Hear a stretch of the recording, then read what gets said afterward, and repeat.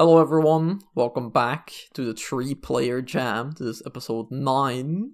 I am Arkry, and I am joined as always by my two co-hosts, Juno. Hello. And Mac. Hey, what's up, guys? Exactly.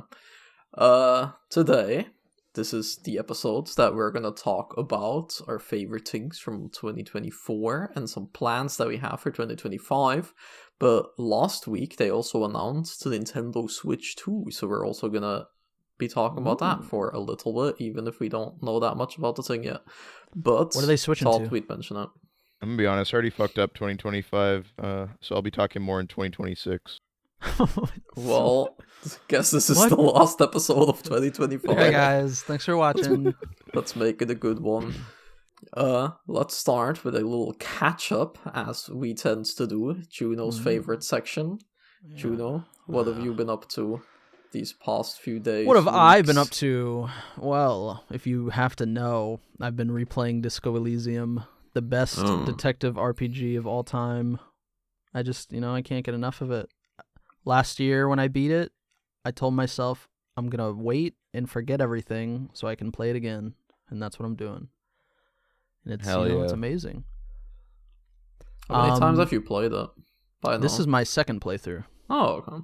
So, there's still a lot for me to check out. And honestly, I have this habit of games like this where you have a lot of choice. My first playthrough, I'm always nice guy because, that's just me. And then I always say to myself, okay, second playthrough, I'm going to be the complete opposite. I'm going to be a total dickhead and be mean to everybody. But when the time comes for that second playthrough, I always feel bad for being mean to the NPCs. So I'm just I end up being a nice guy again, just with a different build. Slightly different nice guy. Yeah, so I'm going to have to replay Disco Elysium again to do the asshole build that I was supposed to do. I mean, this game has so many different builds you can do, so I am doing something different this time around, but yeah. If there are no consequences, I love being the asshole. First playthrough, you'll the game be good actually, because you want the true ending, right? But then second playthrough is just no. The game actually encourages you to say the most nonsensical responses. Besides that, I've been watching Twin Peaks. I'm on season 2 of Twin Peaks. I'm almost done with it. Very relevant that you're watching that show after the passing of David Lynch. After the sad passing of David Lynch, I know. I mean, I heard about it a few days ago, but I don't know why I didn't make the connection that was David Lynch. Mm-hmm. And then right before we started recording, we were talking about it, and then I learned that yes, that guy that I saw was David Lynch, the director of Twin Peaks. You thought it was David Lynch? I don't know who it was. I was just seeing everyone be sad over this guy who passed away. And I'm just oh man, that sucks. Anyways, time to watch Twin Peaks. Yeah, that you didn't even realize the irony there, homie. Yeah. Yeah, that's been me. All right. Yeah. That's cool. I've not interacted with any of those two pieces of media, so you should. They're amazing. They're both detective related things. So I've been wanting to watch Twin Peaks forever. I want to play, and I'm in a show hole right now, so I might as well. Game. I recommend it. Yeah, I've been playing 2 games mainly. One of them is The Witcher 1, the enhanced edition, because I just needed a game to play that wasn't on a console, because my girlfriend Milky Wee was using the console to play fucking Ghost of Tsushima, so I was I need a PC game, and I just started The Witcher, and that's been kind of fun. It was really hard to get into in the beginning, because it's old Western RPG. I have not played any Western RPGs, I feel or at least not as in-depth as The Witcher, so it took a lot of getting used to. But now, yesterday, I finished chapter 2, and now I'm getting into the rhythm of it. I'm actually chapter 1 and the prologue are really slow. When the game works. Yeah, exactly. Because yesterday I did have a bug with a boss at the end of chapter 2 that wouldn't exactly work, and I had no idea why it wouldn't work, and I looked up how to get around the issue, and a lot of people are just like, "Oh, your game might be broken. Maybe you'll just have to restart." You go on the Witcher 1 Reddit, but I think I went on the Reddit. Oh man, I just went on every website because I was like, I do not want to restart the whole game. I'm like 20 hours in. I don't want to do all of that again. But then somehow it just fixed it. I didn't even do anything specific to fix it. I just like did another objective and then came back and then it worked. So that was nice. But now the story is like actually stuff is happening now. So I'm like getting invested finally. And now the game is pretty fun. But I'm still getting used to old RPG mechanics and weird things. Like, there was this one quest where I had to enter a house, but every time I entered the house, an old lady would talk to me. And her dialogue is like, "Oh, you must drink with me right now." And then you drink with her, and then you're drunk. But when you're drunk, she kicks you out of the house. I was like, what the fuck am I supposed to do? I can't get past this lady. That sounds like a dream you had last night. Exactly. Not a fucking level in a video game. No, I swear it was real. I have no idea what I had to do, because every time it would just happen, the exact same dialogue would trigger. And after like 10 times, she just had different dialogue and she would let me in. Because it was pure RNG. I know how to fix that. I know the solution for that. You know what? You have to, you gotta, what was it? Oh yeah, you gotta go plow your mom. Go plow your mama. True. A lot of NPCs are telling me to do that. That game is real time with pause, right? Yeah, it's like, I mean, you do have shortcuts, because it's real-time action, but you have like 2 different swords, and you have all your potions and your magical signs and stuff. And you do have shortcuts to use them, but a lot of them are very, like, when you're in the combat, everything is a bit hectic, so there's also a pause button, so you can just pause the game and select everything nicely. So, it's basically when I was watching you play it, pause. Yeah, when I was watching you play it, I was like, oh, that's kind of interesting, because they have isometric RPGs that, like, old school RPGs, like the Baldur's Gate games were real-time with pause. It was kind of interesting seeing that from a third-person, like, action perspective. It was cool. The Witcher it actually almost has made 2 me camera want to try perspectives. Because you Really? can play... Yeah, I'm pretty sure you can play isometric. What? But there's also an over-the-shoulder camera. Excuse me? You can play like isometric, and then you can move your character by clicking and stuff. Isn't that like it's in Baldur's Gate? I gotta look this up. Hold on. Witcher I need 1. video evidence. I need to play The Witcher 1 now. Yep. Oh, yeah, I see. I see what you're talking about. You can That's play it interesting. isometric. I just took the over-the-shoulder camera, but... I like that. I might have to try this game. I already was kind of... Oh, I was already kind of interested when I was watching you play it, because the UI looks cool. And then the real time with, like, the combat is interesting to me. So Yeah. I'll probably check it out. I mean, I'm pretty sure we have library share, isn't it? You can just play it. And otherwise, the game is like $2 or something, so... Might as well. It's very Juno core. You do need to install some mods, because a lot of quests are like broken unless you modded the Great. game, so... Fantastic. Exactly. But that's what I've been doing. I've also been playing Fantasian. Oh my but god. I know that Mac has also been playing that, so I'm assuming that he's going to talk about that, so I'm just gonna... You can talk about it, Mac. Oh really? Was that like a transition or something? Yeah. Yeah, I'll you pitch suck. in when I have something to say, but you're a lot further into the game, so you actually have, like, substantial opinions, I feel like. Yeah, so when they kill off the main character and replace it with a new one, I thought that was a little What? drastic, but no, I'm joking. Oh. Dude, Fantasian is a fucking masterpiece, man. I've been playing the shit out of it. I'm pretty far. I think I'm like reasonably close to the ending, like 10 hours or so, but I've just been having a blast with it. Like, it's split up into 2 halves because I guess that's how they had to do the Apple Arcade version or whatever. So the first half is like this kind of straightforward, like standard Final Fantasy type adventure. But then you get into the second half and it's like open world, like you can do the story in like whatever order you want. You can get your party members in whatever order you want. It's very cool. And it just has me hooked. Like, it's Sakaguchi at his finest, you know.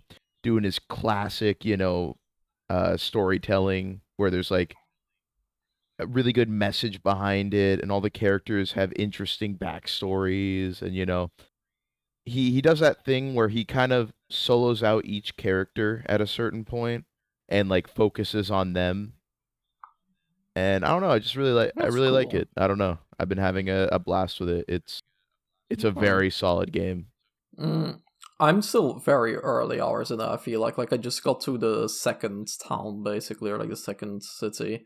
And I've been enjoying the game, and I feel like the characters are very charming, but the main story is like extremely basic. And like it hasn't really hooked me that much yet. Like I'm enjoying the game every time I'm playing it. And I do like the characters, and I think the combat is really fun, the way that you can like aim your attacks and Yes. try to hit multiple enemies at once and stuff. There's like a lot of really cool mechanics in it. Same thing with like the way that random encounters aren't exactly random encounters, but you stack them up and then you can trigger them at will, so you can do all of them at once. I like all of that stuff, and of course, like the atmosphere is really, really good and has the classic. It feels like a classic PlayStation 1 JRPG, and like it looks very beautiful with all the handcrafted backgrounds and stuff. That's But insane. story wise, it's been like enjoyable, but it hasn't hooked me yet, It does take a bit I guess. So it's to cool to hear that. it does take a bit to really Yeah. get into it. Like I think you'll know the turning point when you get there, but the story does get very interesting eventually. Mm-hmm. A lot of it is like the Yeah. mystery of like what's going on with your main character's dad, and you have all these things called toy boxes kind of scattered around the world, and that's where you're getting like the fragments of your memory back. So Mm-hmm. as that pieces together, it gets pretty interesting. Yeah. There's also just like Yeah, I'm sure that the game is gonna hook me later on. there's just like a lot of really solid twists too. Like some of them I really didn't see coming.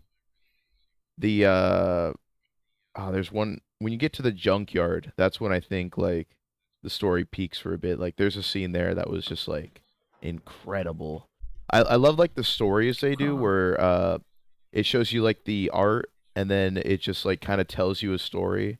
And it feels kind of basic. Yeah, you have like storyteller sections Like they where it's just like a probably novel being read to you. they probably did that for budget reasons, but I actually really like it. It's very similar to something they did with a previous Mistwalker game, Lost Odyssey, where the game would just kind of stop every once in a while and tell you these stories. And some of them are just so good, and they always, tie into the main plot well. So I really like those segments. It's just an awesome game, and oh, dude, the Uematsu soundtrack, it's like it's legitimately some of his best work. Like every time I get to a new area and hear a new track, like I'm just immediately hooked. I immediately look it up on fucking Spotify and see if I could find it. It's awesome. He went crazy with it. I feel like they were just like, Uematsu, you do your thing, you do whatever the hell you want, This is the last game you're gonna compose. You have fun with this one. And yeah, there's some Yeah, crazy tracks in there. A lot of fun. that's cool. No, that's cool. That's good to hear that the story gets also like really good in the later half, or Mhm. like I guess as you discover more of the characters. Because right now that is like my weakest point. It's like the vibe is perfect, and every time I play that game, I'm just sitting there like, how was this stuck on Apple Arcade? Like this is like one of the most charming games that you can play. I feel like it's such a cozy RPG, and then just like, oh, this was stuck on Apple Apple of all Arcade, things. yep, Oh, fucked up. man. But yeah, I think you'll end up liking the Alright. story. It's not like FF7 or 9 level, but it's good. I mean, not everything has to be like 10 Exactly. out of 10. So, Yeah, exactly. that's good. That's good. Well, I guess that was it for the catch up then, unless you have something else. Nah. Okay. Then, our first point that we had is the Nintendo Switch 2, which, after being leaked for like months and months, and after literally seeing images of it, they finally revealed it.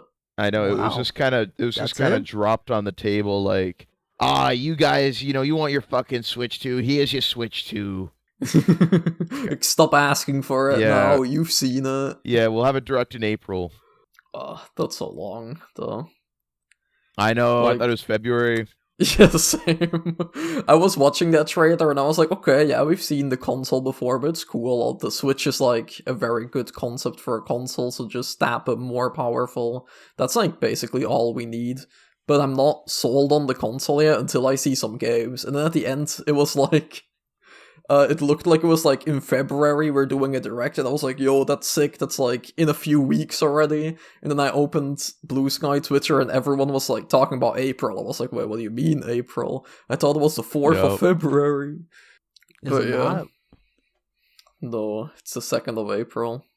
One day after April Fool's Day. They didn't lie, it's just like the world having different formats of dates that made me confused. Oh, I see. I getcha. Yeah, that's what happened there. I see how that... I understand. Yeah, a lot of people were confused from what I've heard. So They showed Mario Kart 9 for like a second. I mean, not really anything you can glean from that other than Mario Kart. Donkey Kong looks Mario like Kart. a FNAF character now for some reason. He does look a bit strange. Did you say strange? Strange. I don't even know what you're referencing with that. What do you mean strange? Doctor Strange. I am Agamotto! By the eye of Agamotto! The Marvel Rivals Brainrot. Oh, man. That's why we haven't had a podcast recently. Yeah, we've been too busy grinding playing Marvel Rivals. So much fun. True. If you see a really bad Loki that looks like he's throwing every game, that's me. True. If you just see someone being Penny Parker and sitting on objective, not doing anything, and if you constantly die by mines, then... Yeah. And if probably got Arkry. If you have a Venom that gets MVP every round, that's true, no? Yep, hey, I don't play just Venom. Not anymore. I play Fantastic, Wolverine. True. Sometimes you do play Wolverine. Rocket Raccoon. And then we lose. No, my Wolverine's crazy. Uh-huh. I have a clip of me getting a pentakill and fucking carrying us to the objective. Pentakill, aren't you like missing a a killer? Yes, Dolly fucking stole it. So close. The curse. That's my curse, yeah. I like how we have so little to say about Switch 2. We've already fucking devolved in the Marvel Rivals chat. Like what is there to really say? It's Switch 2. It's gonna be Switch. It has 2, a bigger dick now. The Joy-Cons might be really mice. Like they might.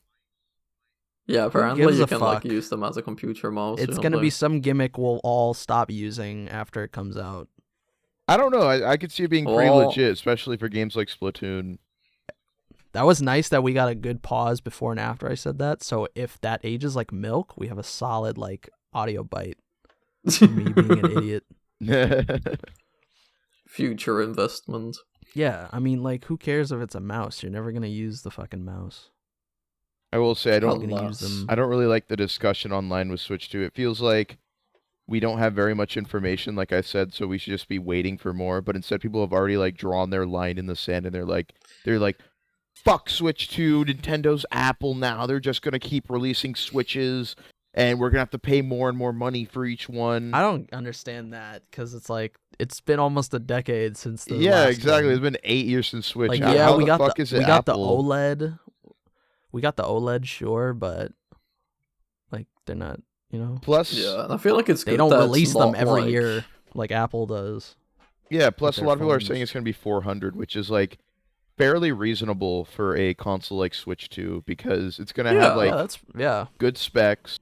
And if you look at inflation for the Switch 1, it was like I think it's like $380 to get today, $300 in 2017, something like that. So, like, it makes sense that it's $400. That's, like, a very reasonable price for this console. Yeah, exactly. And I also feel like a lot of people are like, oh, where are the gimmicks? It's Nintendo. Why is it just, like, the Switch again, but stronger? This is so boring. But that's just, like, dumb, kind of. I would rather have them make a more powerful Switch instead of completely changing course again.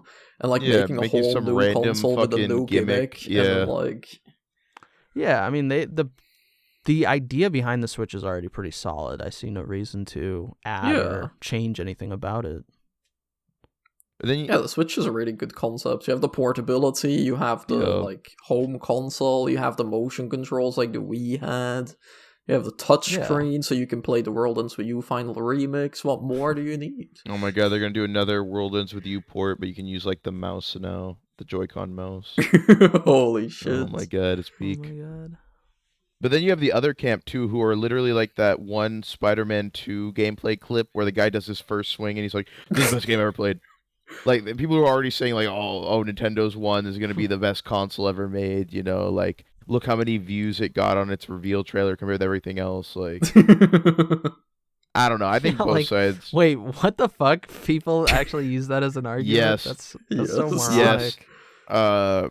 People literally like, look, it got 16 million views while PS5 only got like 5 million. They look, it's gonna outsell the PS5 by What the fuck? like 10 times, which it probably will because it's Nintendo. But it's like, that's no indicator of the actual quality of the console yet. Like you gotta fucking It's crazy just wait to a little me. bit.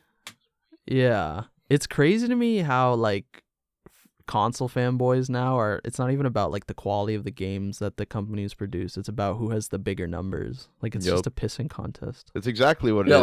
like that's why we don't have that much to say about the Switch 2 yet, because we're just like There's what nothing games to are on talk it. about. Like, It's yeah, I don't that really looks care about cool. Mario Kart that much, so I'll Right now it's just decide a- if I'm a gonna brick. buy the console or not. Yeah, exactly. Like It's just a when brick. I We see don't the know what it games, I'll make does. my decision. But Yeah. Yeah, fuck that thing. Is that all our Switch 2 thoughts? I think so. It's cool, but I want to see the games. Yes. Yes. So back to time for the main topic. 2024. It's Oh, January. We're in the new year. Woo! So let's look back at the year before. What did you all do? How are we gonna do this? We'll just do JAM, so I'll go first. Okay. Oh, so what did I do? So yeah, I played Disco Elysium last year. Really? Yeah. Yeah. Okay, on Disco Arkry. Elysium, I played it for the first time. Yeah, that's it. What am I gonna do next year? Play Disco Elysium, baby. Oh, No. hell yeah. Yeah, so last year I played it in like April. It was the first time I played it, and that game changed me, dude. I love that game. Two other games that stood out to me were Fear and Hunger and Killer 7. Oh, Killer Fear and Hunger, 7, man. like, yeah, I'll get into that in a second, but Killer 7 just opened up this huge fucking rabbit hole that is the Kill the Past series, and I'll talk more about that later.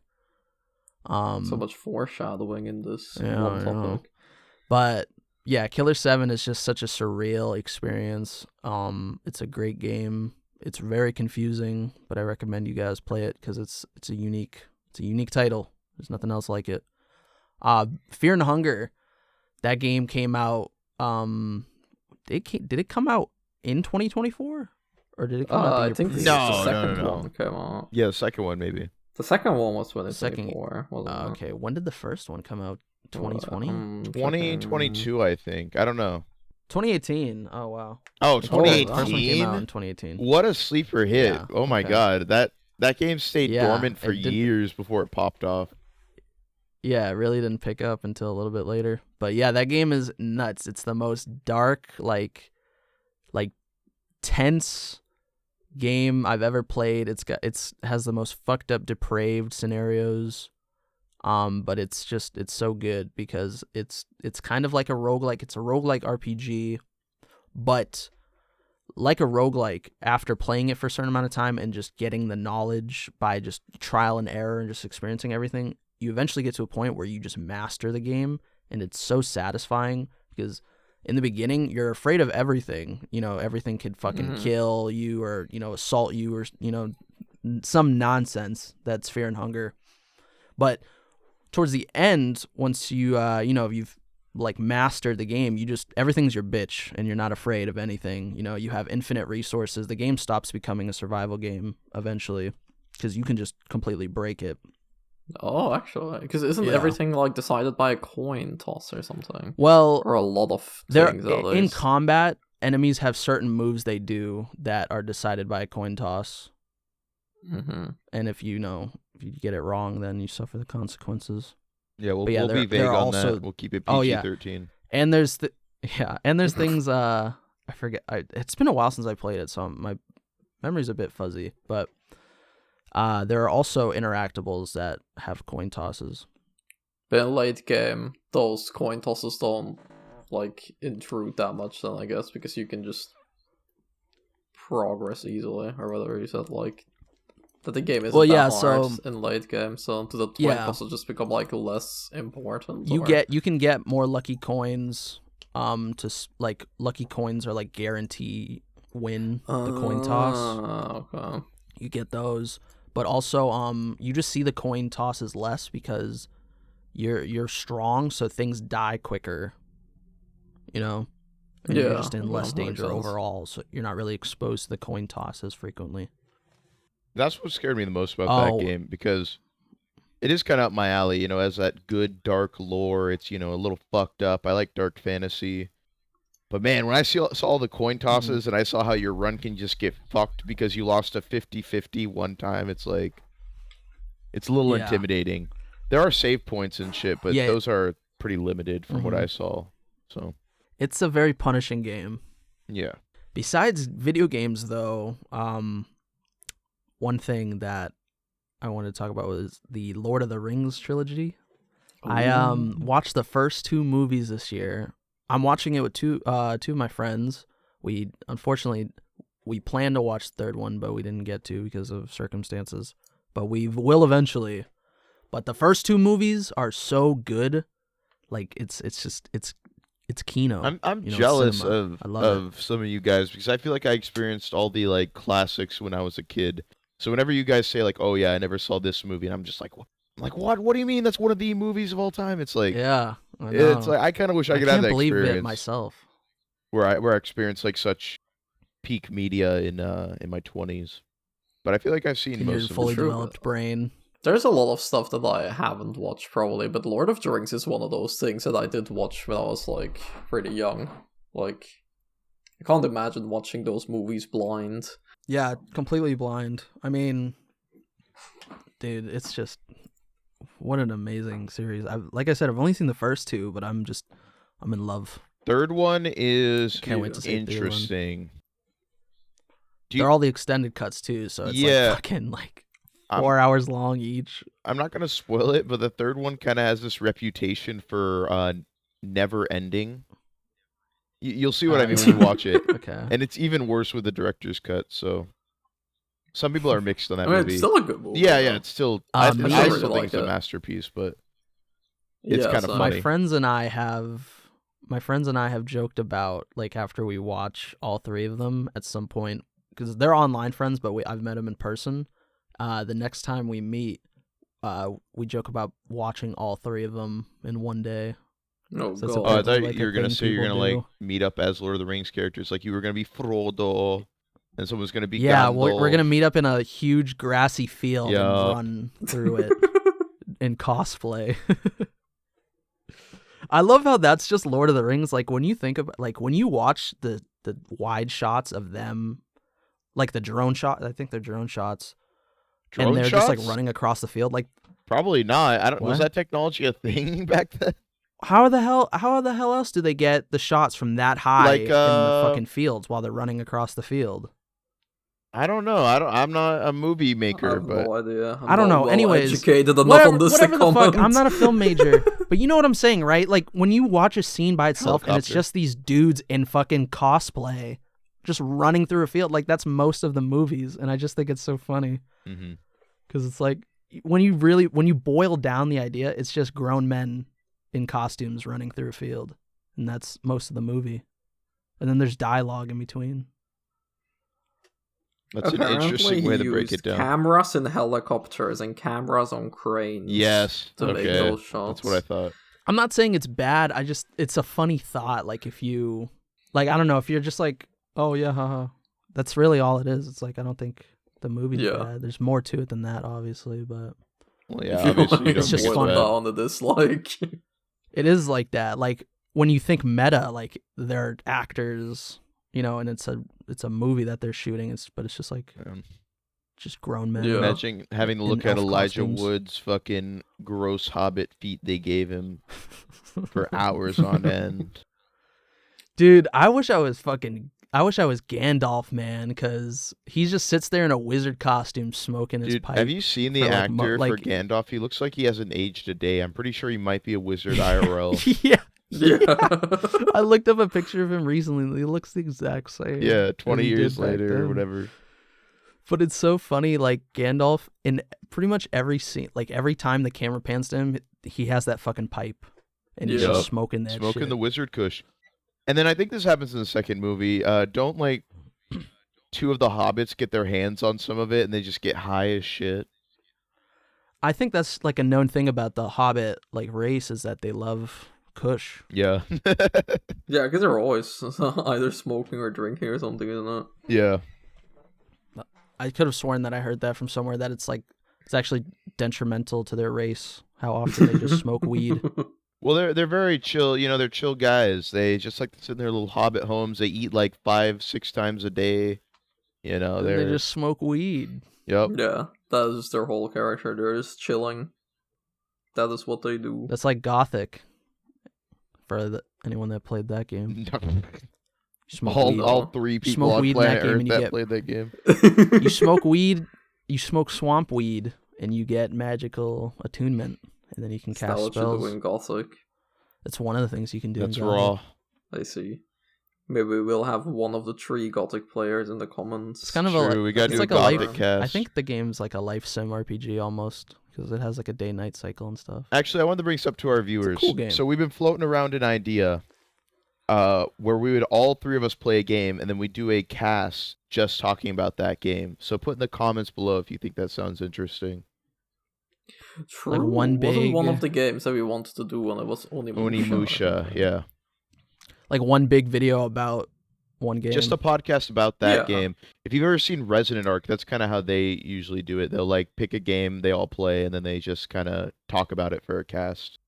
Go through it. Because it could be nice, because right now we just make episodes when there's like something to talk about, but then if there's a dry period, we can just be like, let's talk about this game now. Yeah, could be interesting. Oh. Exactly. Let us know in the comments. But that was me. That was my favorite things in 2024. That was a lot of yapping.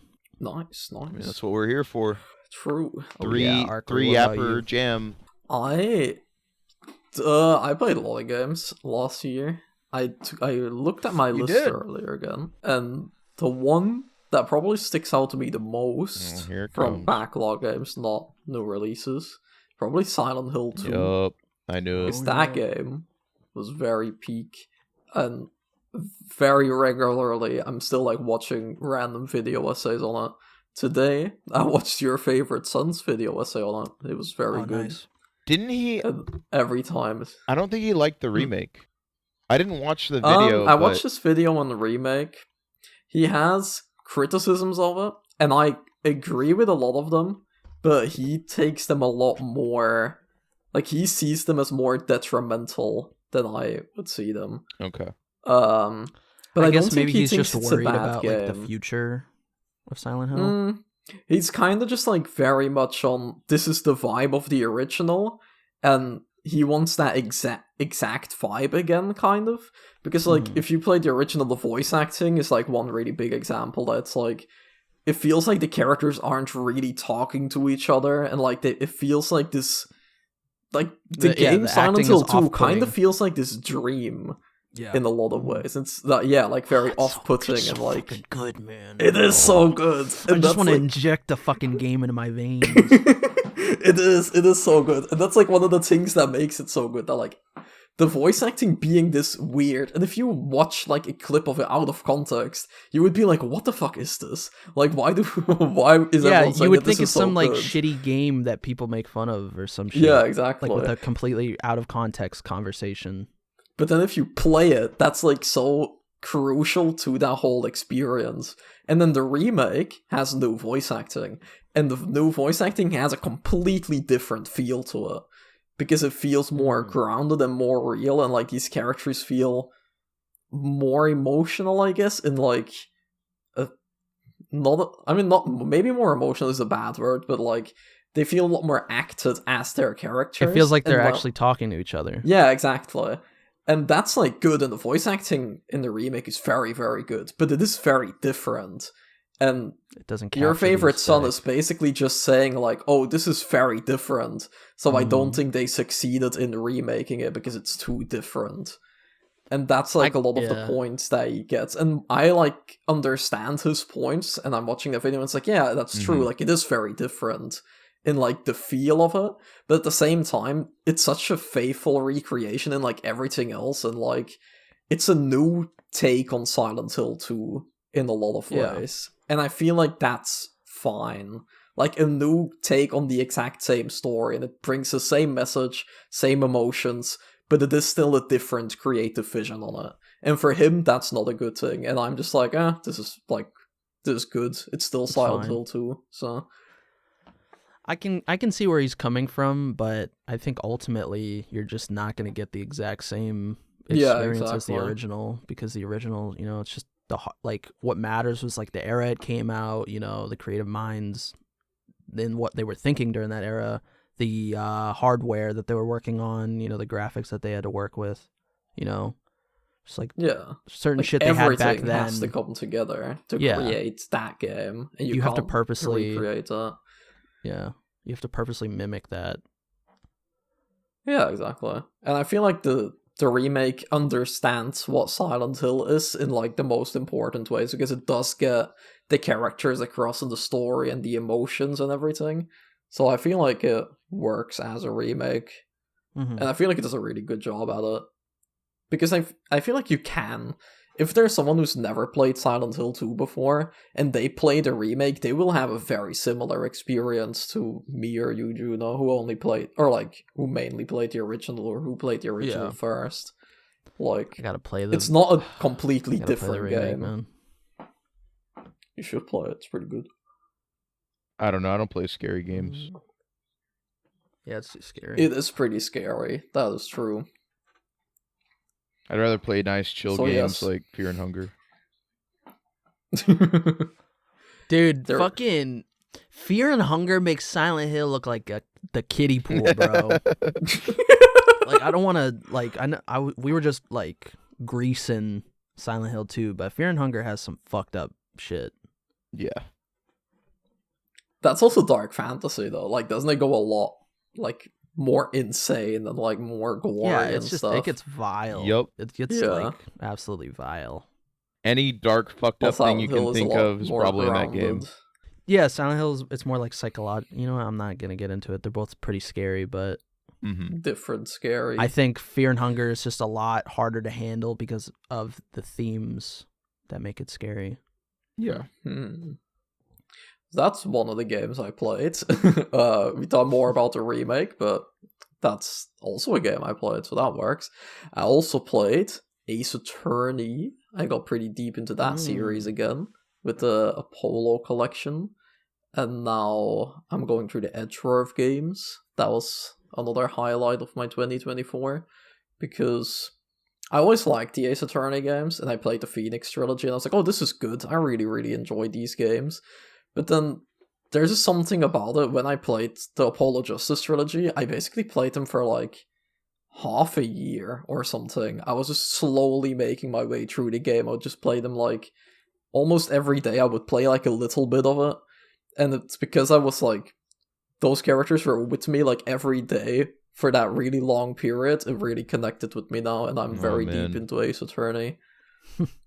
It is very good. You start like seeing them in your dreams and like talking to them IRL. Exactly. Like, oh my goodness, Trucy, what are you doing here?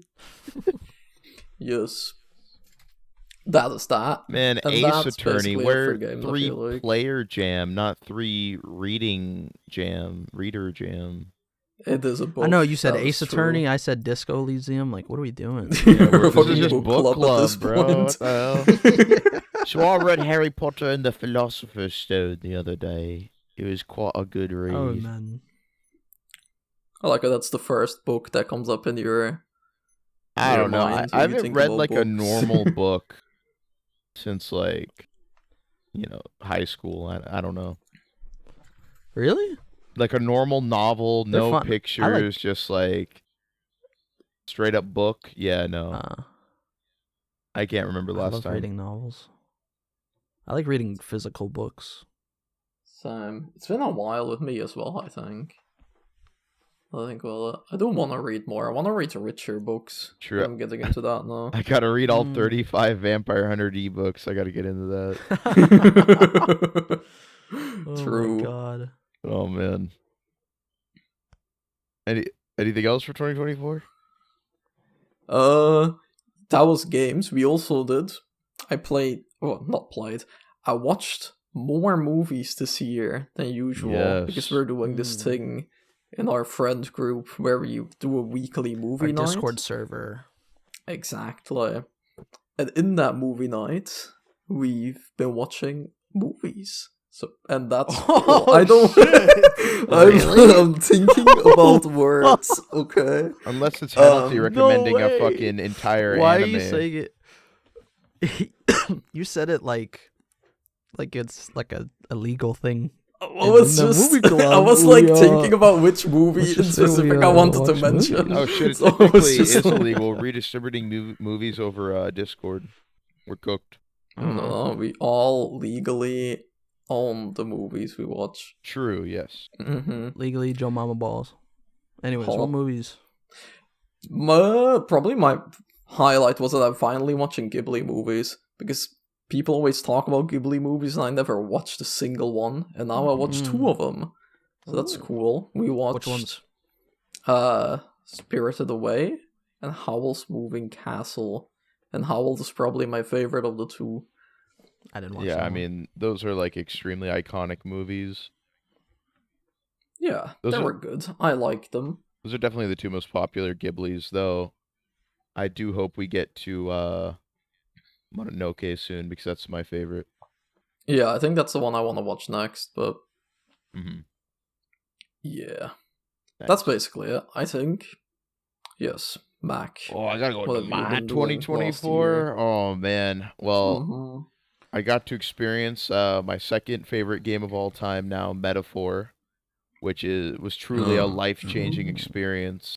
Just like I don't know if I'll ever play a game, man, where it just resonates with me so much, where like all the concepts and themes and characters just like feel like they were made for me. You know, I don't know if I'll ever be able to experience something like that again. Like the combat with its mix of like press turn system and job systems, which are my 2 favorite like things in RPGs, and then just like all the follower links having like a focus on each character. You know, I really like character driven stories, I've noticed. So this was a very strong character driven story.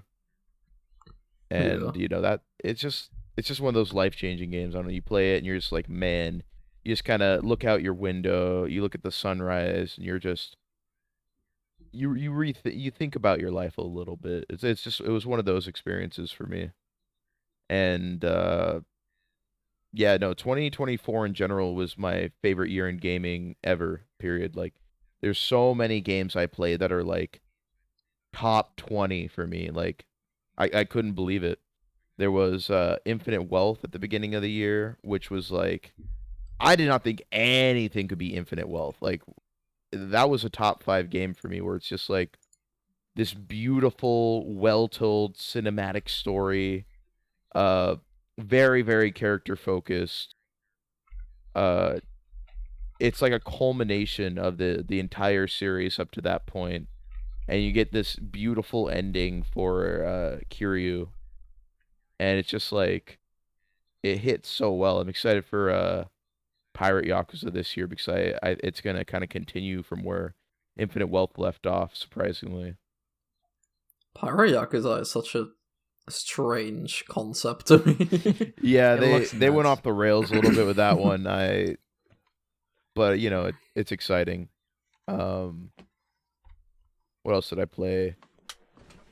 I don't even know if I want to bring up Rebirth around you, but played Final Fantasy VII Rebirth. You can. I thought, you know, I thought that was an excellent experience. I thought it was everything I love about Final Fantasy thrown into one package. You know, it has some of the best combat I've ever experienced in a game. Like I don't know. I loved being able to customize my characters with the materia, and then they had like so many unique abilities on their own that you can mix. Like one of my favorite things to do was put out like Arcane Ward with Aerith, which lets you double cast, and then do the doppelgangers with Yuffie while standing in the Arcane Ward, so that you could do spells 4 times in a row without stopping. Just like cool little shit like that. Like there's so much strategy, but it's also an action RPG, so you have to have skill as well as strategy. It's just one of the most like fun games I've ever played in that regard. And then I did think that the story was very good. It had a lot of like strong moments in my opinion. Yeah, I don't know. I just played so many good games in 2024, and sometimes I'm wondering to myself like, am I overrating these games? Like, am I just in the newlywed phase where I'm like, oh, that was a cool new experience, but no, every time I think about them, I'm like, no, this is legitimately like one of my best gaming experiences of my life, and it just feels If it's so peak, it's great. peak. Yeah, it feels so great to just be able to love gaming still in my 20s. Like I've known people who fall out of the hobby or they can't enjoy it as much as they used to, and for me, it's stronger than it's ever been. So I'm glad I'm able to retain Yeah. that. No, I do So got you, yeah. man. I'm looking at my top 20 now as well, because you mentioned like your top 20, and I'm also like, my number one game is Persona 3 Reload, which like, it's a remake, but it's still a game from this year that I played. Then Silent Hill 2, Metal Gear Solid 2, Final Fantasy 9, Ace Attorney, Apollo Justice, Silent Hill 2 Remake, like Dragon Guard 3 is top 25. Like, those are all games I played this year as well. So Yep. this has been a very good year for me as well, like both new releases and like backlog games I just happened to play in 2024. Then as far as stuff I watched, I finally got through Better Call Saul, which I've been meaning to do for years, Mm, and it is the best show of all time. I don't think I ever will True. watch it's so something like good. that again. It's just like, where do I even start with Saul? Like I love how the early seasons are like slower paced. It gets you introduced to all the characters. You know, you have Bob Odenkirk's amazing acting, where he's just like he's kind of the scumbag, but he's also like extremely likable and earnest at the same time.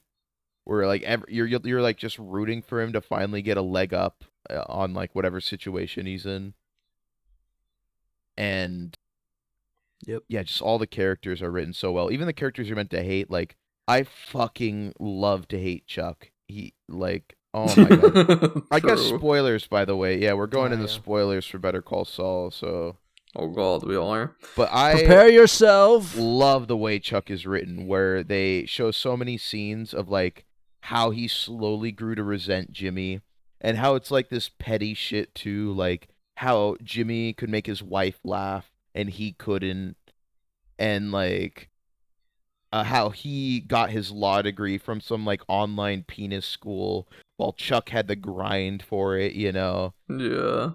Just like there's all these little things that like build up his character to where it eventually gets to the point where he just wants to see Jimmy like underneath him. He does not want to see him have a leg up in any scenario. And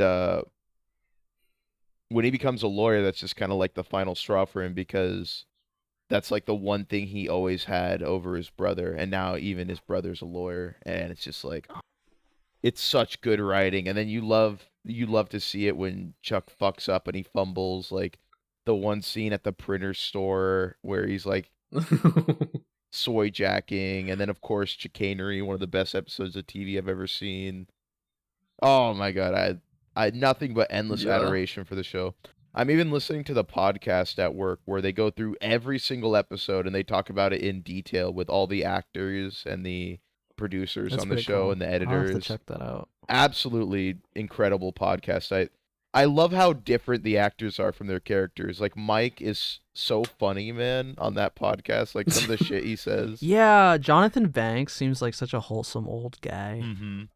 I love him. And I love the actor for Howard now too. He was telling this story about him and his wife having to get caught up on Breaking Bad, and they only had like a couple weeks to do it before Saul started filming, and they were just like consuming it like fucking crack cocaine, where it was like 3 a.m. and they were where they were deep, like 7 episodes in. They're like, "Oh, you want to do another? Holy shit. You want to do another?" Like, I don't know. I feel like more connected to the characters after listening to the podcast. That's really cool. But yeah, nothing but Hmm. endless adoration for that show. Saul is really good. I don't know if I watched it 2024 or 2023, but no, that show also blew me away. Because you go into it being like, oh, Breaking Bad is one of the best shows ever made. It's like 10 out of 10. And this is like prequel, spin-off show. Like, you don't expect it to be better than the main show that people like know, but it is. Like, I prefer Saul over Breaking Bad as well. It's so good. Then the second Everything half about it is where so... it has Gus and Lalo like competing against each other. Like, Gus is already like the best TV villain of all time. We knew that from Breaking Bad. But then they bring in Lalo and he's like just as good. He's like a complete opposite to Gus. And it's so great seeing them like feud with each other. Oh man, yeah, like I said, it's peak. It's crazy how good that show is. Watch Breaking Bad too, I guess, so you can fully understand the context. I know some people who watched Saul and didn't watch Breaking Bad, which you can't really do because the ending is just gonna confuse you. But yeah, I'm just thinking about that the final episode. Like, yeah, you're not gonna know what's going on. Any of those, and you're gonna get spoiled for Breaking Bad, so probably don't do that. Yeah, like Breaking Bad is really, really good. So yeah, it doesn't matter too. Two of the best series. It's not like you gotta slog. You either watch one of the best series of all time, or you watch two. It's like, oh man, I gotta watch Breaking Bad to get to Better Call Saul. Damn. Yeah, no, it's not like that at all. So just watch both. I'm doing the movie night. Obviously, we already mentioned that. I'm doing it too. I actually am the one who brought up the idea because I have a movie backlog, and I realized I don't really like watching movies alone. I don't find it that fun. So I was like, oh, we'll get together and we'll watch movies every week. And it's kind of working. I've gone through a couple of them, but it's a little bit of a slow burn. You know, you don't always get picked. And then sometimes there's like weeks where we can't do it or stuff like that. But we've been pretty consistent. Yeah. What was the best movie I saw in the... I'm trying to remember. Wait, which one? No, I'm just trying to think about what the best movie I saw during our movie nights was. I mean, there's Parasite, of course, but I already seen that. Yeah, Parasite is probably my favorite. Parasite, and we also watched Look Back, which I was really excited to watch. And that was... We watched The Princess Bride. Look Back was good. Oh, Princess Bride. Yeah, I already seen that too, though. But Princess Bride is, an absolute classic. I liked it a lot more watching it with you guys because I forgot how funny that movie was. Like, it's a great comedy. Yeah. It's a great drama. All the actors are great. I fucking got sad when I remembered. It's like the perfect movie to watch with a group of people. Yeah, I got sad when I remembered Andre the Giant is dead. Like, he was such a good actor. But yeah, he was good in that movie. Fuck, I'm trying to find the tier list we made. Yeah, well, I found the tier list because I was looking for it. Here it is. Every movie that we watched on movie night. We watched Parasite, it was peak. We watched Howl's Moving Castle, it was peak. Princess Bride, Spirited Away, Look Back, Akira, The Matrix, Alien, The Mask, The Wild Robot. We watched Brotherhood of the Wolf. We watched the first 2 Garden of Sinners movies. We watched Ultraman Rising. We watched the Maze Runner trilogy. And we watched, sadly, Minions, because someone recommended it. And we had to. You just gotta put the tier list on the screen. Yeah, I will put the tier list on the screen. Yeah, so this is our collective. This is our collective ratings. At the end of like the average score. Every time we watched the movie, we would put it in this tier list with the whole group. So, like, I said that Look Back was one of my favorites, but here it's only on A tier because we had to all agree. So, if you don't agree with some of these decisions, well, just know this was the decision of a collective. Exactly. So it might not make a lot of sense. Yeah, what's probably the most disagreeable thing? Now that I'm looking at this, I think Alien... It does make sense, I think. I think Alien might be the one that offends people the most. You think Alien should be higher? I personally don't, but I know some people say Alien's one of the best movies of all time, so that might offend some people. And then what else we got here? No, I think that's pretty much What if we it. get some Maze Runners fans in the chat? Nah. Those movies suck. Yeah, dude. no. I don't want like. There's nobody defending that movie. The first one was the best one. The other two suck. I don't think there'll be many But even disagreements that, like, with this. the first one's not even that good. True, I feel like this is like a generally pretty good tier list. Some people hate Yeah, the Matrix. Actually, Like some people would rate Actually, Matrix not a like C our or Persona D. tier list. Yeah, Matrix is generally well liked, but there are some people who don't like it. So, Interesting. like I've seen that take pretty commonly. They're just blue pilled. They need to take the red pill like we did. Oh my fucking god! Let me think if I have anything else. Oh, Undead Unluck got animated. It got an anime. That's one of my favorite manga. Still gotta watch that. I feel like every time it gets mentioned on this show, I adore on Undead this Unluck. podcast, It's like my fucking I'm like, I gotta child at watch this it. point. It's ending next week. The manga is ending next week, and I'm not ready. Every time I read a chapter, I'm just like, there's so many emotions, going through my head. And it feels like each one of these characters, I like know them personally at this point. It's just like, oh man, very few pieces of media have touched me like Undead Unluck has. Like, there's so nothing you're also like it out seeing them there. in your dreams as I'm seeing Ace Attorney characters. Yeah, something like that. But the anime was very good. There's one issue with it where anime always show like a little bit of the last episode at the beginning. There are some episodes of Undead Unluck where they do that for like too long, like 4 or 5 minutes of it. Oh god.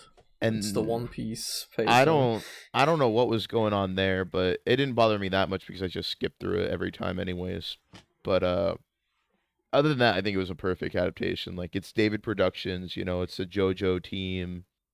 They went crazy with it.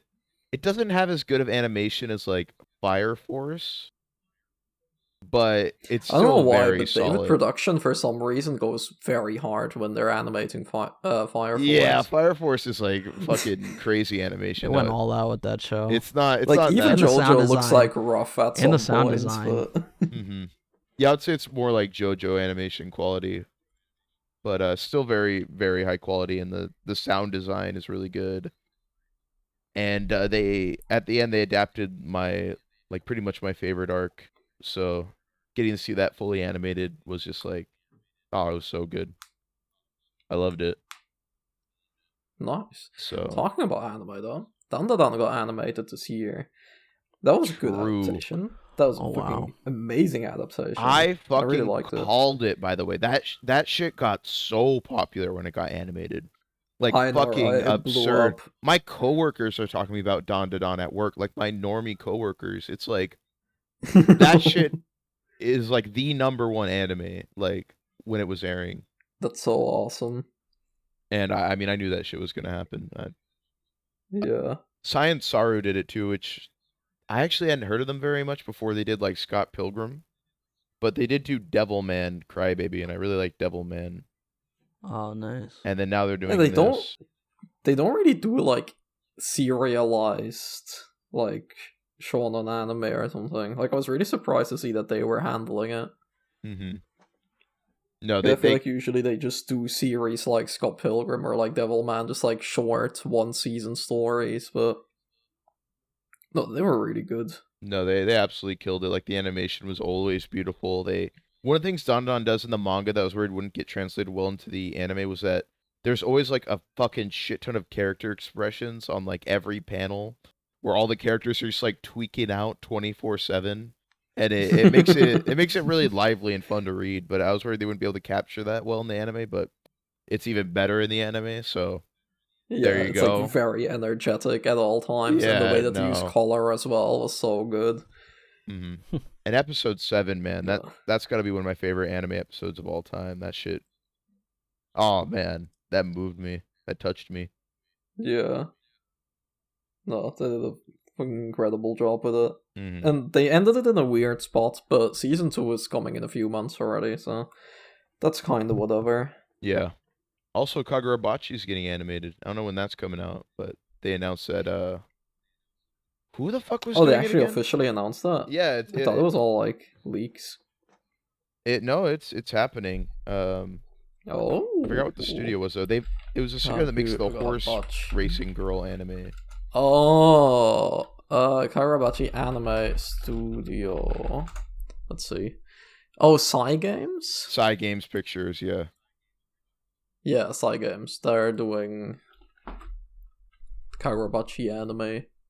They literally have only done like the horse racing anime with anime girls as the horses, so I have no idea how good that's gonna be, but that's pretty hype too. It'll probably be pretty good. I was reading Kagurabachi throughout all of 2024 as well, and it's not like the best story I've ever read or anything. The flashbacks are really good, but really what you read it for is like the insane art and paneling, where it's just like some of the coolest action I've ever seen. And it has so much aura, I don't know. It's hard to describe. I still have not read more than 10 chapters. You should definitely keep going. Like, the current arc you're on now, he's like, he like joined a bunch of ninjas now. And I really like the dynamic they have. It's just a good series, and I think it'll blow up. Maybe not to the point Dandadan did, but I definitely think it'll blow up when the anime comes out. I do hope that the anime is good and that they didn't just like take any studio that was available just because they wanted to like animate it as soon as possible, because that could be a thing. Because the manga like blew up and they were like, to our good friend Henelty, the anime that Cygames #1 make horse girl fan. Yeah, exactly. They have very good animation, so we'll see. That's good. I mean, I haven't dropped the manga. It's just like I haven't been reading manga much in general. It's just like one of those things. Yeah, how's Claymore going? Stopped. Claymore is stuck at I don't know what chapter. Yeah, that actually I did pause. I have it on my manga list as paused while Kagurabachi is still in the reading section.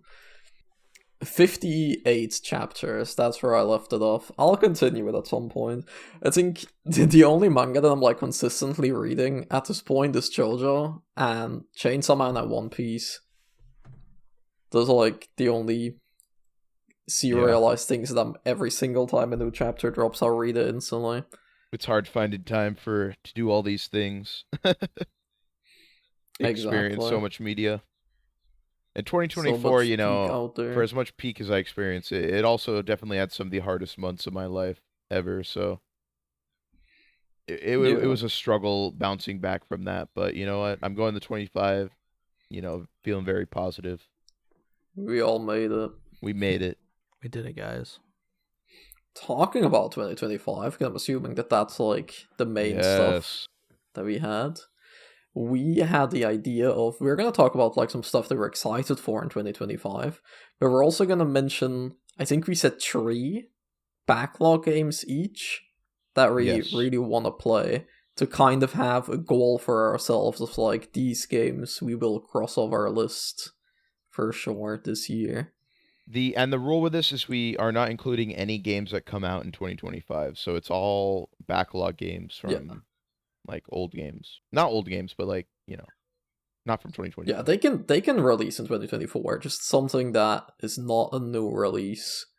Juno, what are your 3 picks? So, Disco Elysium, Baldur's Gate 3, and Cyberpunk. Oh yeah, baby. So Onimusha is my first one. Onimusha, I'm gonna get into that this year. Nice. Nothing much to say about it. There's is it a reboot that's coming out? What is it? It's just a new game, I thought. Oh, new game. Okay. Well, there's a new game coming out, so I want to get into the series. It seems interesting. So I'm gonna check it out. My second game is Planescape Torment. That's a old school RPG. Never heard of that. You gotta talk about this. I've heard about Disco Elysium. It's one of Disco Elysium's like inspirations, like it's its main inspiration, because it has very similar themes and similar like the way like your choices don't affect the world, they affect like your character and how people perceive you.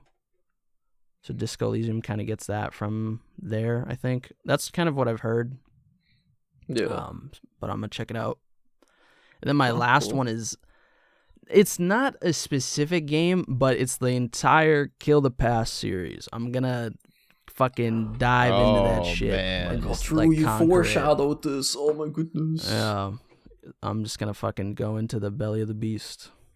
Yeah, Just what is this Kill the Past series? The Kill the Past series are games developed by, mostly directed by Suda51. So think your No More Heroes, your Killer 7, your Killer is Dead, your I know you made a couple like weird penis Silver games. Ward.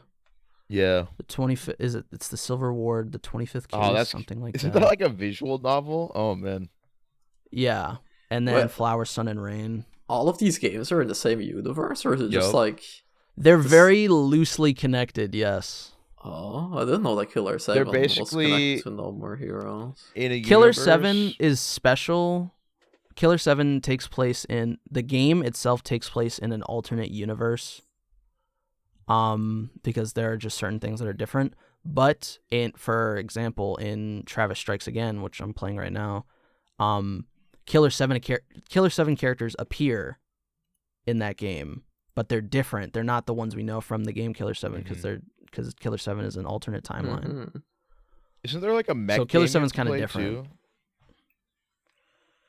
I don't know. I still have to look into it. Right now I'm just familiar with the direct, like the more recent games that The Suda51 has Gamer made. top 16 games by Suda51. But yeah, there's this old fucking like wrestling game that like was made a long ass time ago that's part of the Kill the Past like universe. It looks like a bunch of random fucking games, but they're all Fatal somehow Frame. connected. Oh, that's not part of the Kill the Past, so that's just a Suda51 game. Okay, I get it now. I got into not every Suda51 game is Kill the Past, but yeah. I recently got Travis Strikes Again so I could understand No More Heroes 3, but playing Travis Strikes Again, it introduces characters from the, I gotta know what it's fucking called, the Silver Ward, I think. The Silver Case, is that it? It's the 25th Ward, the Silver Case. Okay, yeah. I see. Yeah, there's characters from that game, I think, that appear. And I'm just like, who the fuck is this? And now I'm like, oh, I gotta play those. But then, like, those games are also connected to, like, Flower, Sun, and Rain. It's like, well, I might as well play that, too. So it's like, I'm just gonna play the whole fucking series. You're just, like, slowly digging deeper and deeper into the series. It's like, you need this to understand that. Just keep going. I'm gonna understand it. It's my goal. That's cool. No, yeah, that sounds awesome. Yeah, that's me. What are your True, those were tree games. My tree games. The first one is going to be Alan Wake 2. I really want to get to that because in the beginning of Alan 2024, Alan Woke, your favorite game, Mac. Aren't you happy that I'm going to play it? In 2024, I played the original Alan Wake, and then at the end of 2024, I played Control. And now I can finally play Alan Wake 2, the game that kind of got me interested in all of this. Because I was always interested in the first Alan Wake and in Control, but it was kind of like, oh, those games look cool, and I would like to play them, but I can't play every game in existence, so I'll just probably never get around to them. But then Alan Wake 2 came out, and everyone loved it so much, I was like, oh, fuck it, I'll play them. It's only 3 games. Not counting Quantum Break, which is also from the same developers. But yeah, now I played both of those, and they're good. I like both of them, and I'm ready for Alan Wake 2, so that's probably going to be one of my next games whenever I finish either Fantasian or The Witcher. I'll get into Alan Wake 2. Alright. Same thing with... Man. Same thing. I'm also going to play Metal Gear Solid 3, finally, because I also got into Metal Gear in 2024, and I want to continue them. I played Metal Gear 2, Metal Gear Solid 1 and 2, and now I can play 3. I took a little break from the series. Usually when I get into a big series, I don't like playing them back to back, because I feel like that often burns me out, and it's also like, all the games kind of blend together in my mind. Like when I played Kingdom Hearts, I played all of those back to back, and now it's really hard to be like, oh yeah, that moment is in this game, that moment is in this game. So with these, I'm playing them, I'm taking some breaks in between, but I'll probably play 3 and 4 this year. But I also noticed that I've gotten into a lot of series last year. Like I got into the Remedyverse with Alan Wake, I got into Metal Gear, I just started The Witcher, I'm continuing Ace Attorney. So I'm like, I got into a lot of franchises, and I want to finish some of them off before I get into even more. Because I've also been playing through Resident Evil for ages. I kind of got into Silent Hill now with Silent Hill 2. So I'm like, I need to stop getting into new franchises, and I need to finish the ones that I got into. So that's why Alan Wake 2 and Metal Gear Solid 3, so I can play the other ones. Fair and then enough. the last one, I want to play GTA Vice City. Okay, you're trolling, right? No, I want to play it because Square Enix is not going to be happy with you. They are, because I'm playing Fantasia. Okay. They're happy. I bought myself some time.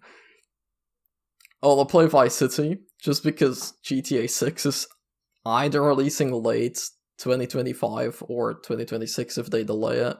And that's also set in Vice City, so I want to see like the original Vice City. And then when I play the new one, I get that feeling of like a bit of nostalgia and like recognizing locations.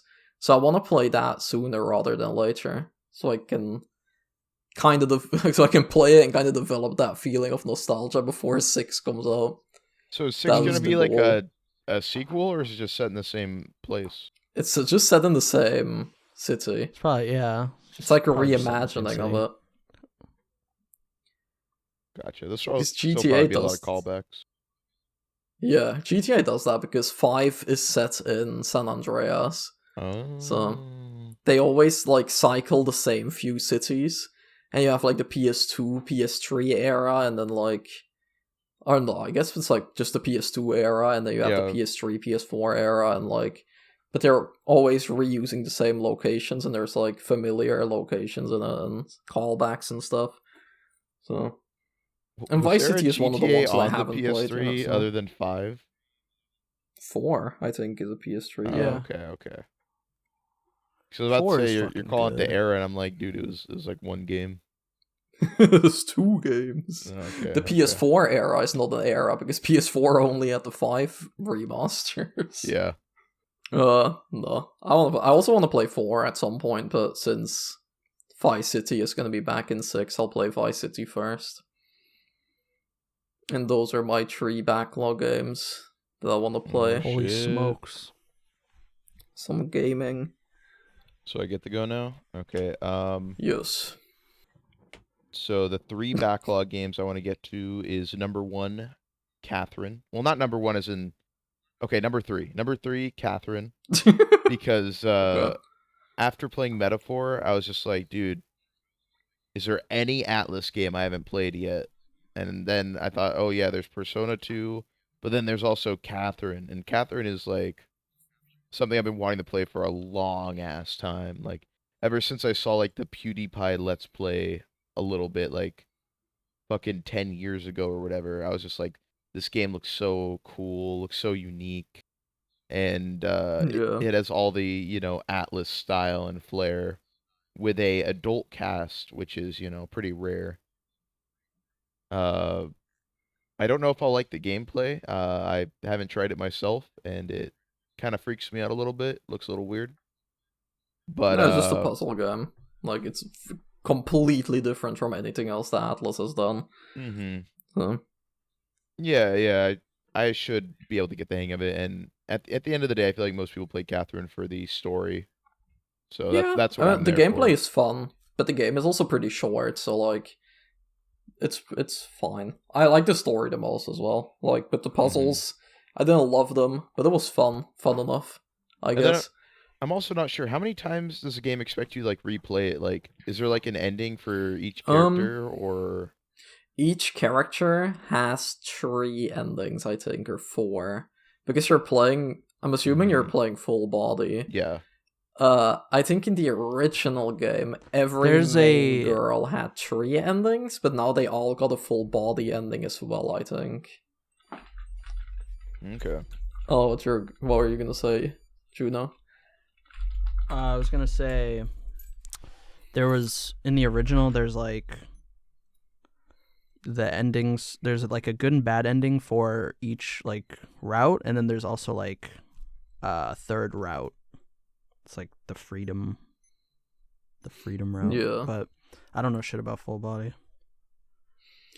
I don't know if the game really expects you to play it a certain amount of times, because, like, every ending and every route is so different that you just kind of like pick the choices that you want and then see what ending you end up with. And if you're interested in playing more, if you are just like into the gameplay and want to see some other ones, so you can replay it. But the game isn't really like, oh, you have to play this. Like, it's not like a Nier or something that's like, oh, you have to play this 3 times and then you get the actual ending. Like, you just play it as many times until you're satisfied, kinda. Okay. Well, I'm very excited for that because I want more good Atlas Soul in my life. And that seems Yeah, like and it's the same director as Persona 3, 4, 5, and like Meta 4 and stuff, so. yeah, it seems like a game that's been a long time coming for me. Number 2 is a very old game, Breath of Fire 4.